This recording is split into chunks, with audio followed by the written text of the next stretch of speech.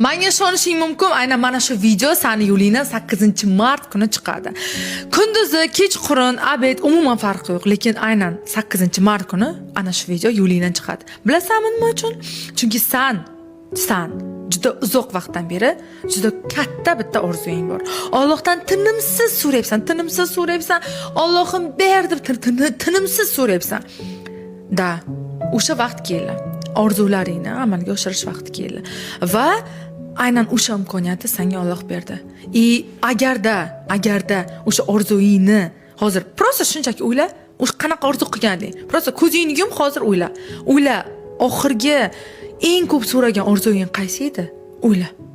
Aynan mana shu orzuying. Aynan mana shu orzuyingni Alloh amalga oshirish uchun meni yubordi.